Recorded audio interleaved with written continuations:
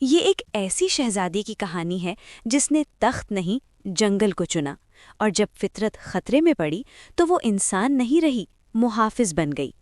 ایک وسیع اور سرسبز جنگل کے درمیان ایک قدیم سلطنت آباد تھی، جسے لوگ سلطنت سبزہ کہتے تھے۔ یہ جنگل عام نہیں تھا، یہاں ہر درخت میں زندگی کی سانسیں بستی تھیں۔ اسی سلطنت میں ایک بہادر مگر نرم دل شہزادی رہتی تھی۔ اس کا نام شہزادی ایلارا تھا۔ ایلارا کو شکار، طاقت یا جنگ سے محبت نہیں تھی، اسے فطرت، درختوں اور جانوروں سے خاص لگاؤ تھا۔ وہ اکثر محل چھوڑ کر جنگل کی گہرائیوں میں چلی جاتی تھیں۔ وہاں وہ زخمی جانوروں کی مرہم پٹی کرتی تھیں۔ کمزور جانور اس کی موجودگی میں خود کو محفوظ محسوس کرتے تھے، مگر دربار کے کچھ لوگ اس نرمی کو کمزوری سمجھتے تھے۔ وہ کہتے تھے کہ ایک شہزادی کو دل نہیں، صرف طاقت رکھنی چاہیے۔ ایلارا یہ باتیں سنتی مگر جواب نہیں دیتی تھیں۔ وہ جانتی تھی کہ اصل طاقت حفاظت میں ہوتی ہے، تباہی میں نہیں۔ ایک دن جنگل میں خوف پھیل گیا۔ بیرونی شکاری جنگل کو کاٹنے اور جانوروں کو پکڑنے آ گئے تھے۔ درخت چیخ رہے تھے، جانور بھاگ رہے تھے۔ ایلارا نے یہ منظر دیکھا تو اس کا دل لرز گیا۔ اس نے شکاریوں کو روکنے کی کوشش کی، مگر کسی نے اس کی بات نہ سنی۔ اسی لمحے ایک قدیم جنگلی جادو جاگ اٹھا۔ یہ جادو جنگل کی حفاظت کے لیے تھا۔ جادو نے ایلارا کے دل کی نیکی کو پہچان لیا۔ اچانک زمین لرزنے لگی، ہوا میں سبز روشنی پھیل گئی۔ ایلارا کا جسم ہلکا ہونے لگا، اس کی ٹانگیں بدلنے لگیں، اس کے ہاتھ نرم مگر مضبوط ہو گئے۔ چند لمحوں میں وہ انسان نہ رہی، وہ ایک خوبصورت، سنہری آنکھوں والی ہرن بن چکی تھی۔ اس کے وجود میں جنگل کی طاقت سما چکی تھی۔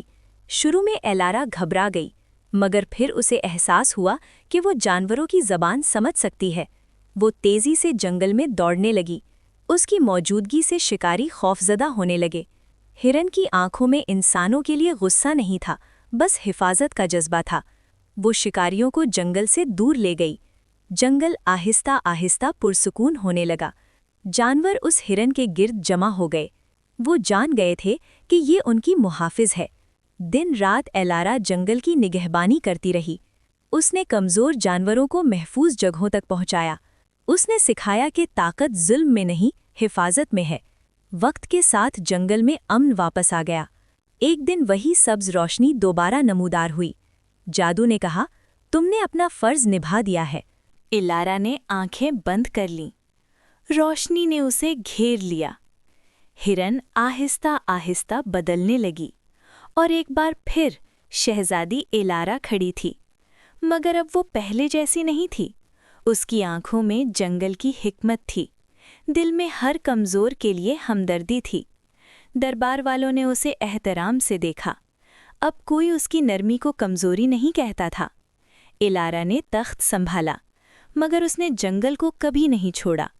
اس نے قانون بنایا کہ فطرت کو نقصان پہنچانا جرم ہوگا۔ جانور اور انسان امن سے رہنے لگے۔ جنگل پہلے سے زیادہ سرسبز ہو گیا۔ لوگ کہتے تھے کہ رات کو ایک ہرن اب بھی جنگل میں دوڑتی ہے، جو کمزوروں کی رکھوالی کرتی ہے۔ ایلارا جانتی تھی کہ اس کی روح وہیں ہے جہاں زندگی کو بچایا جاتا ہے۔ اس نے سیکھ لیا تھا کہ اصل بادشاہی خدمت میں ہے، طاقت میں نہیں۔ جنگل آج بھی سانس لیتا ہے کیونکہ اس کی ایک محافظ تھی، ایک شہزادی جو ہرن بنی اور فطرت کی ملکہ کہلائی۔ تو اس کہانی سے یہ سبق ملتا ہے، جو کمزور کی حفاظت کرتا ہے وہی اصل میں سب سے زیادہ طاقتور ہوتا ہے۔ فطرت سے محبت انسان کو انسان بناتی ہے۔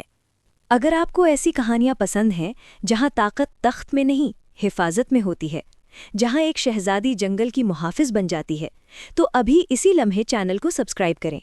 یہاں ہر کہانی صرف سنائی نہیں جاتی، یہ ہمیں بہتر انسان بننا سکھاتی ہے۔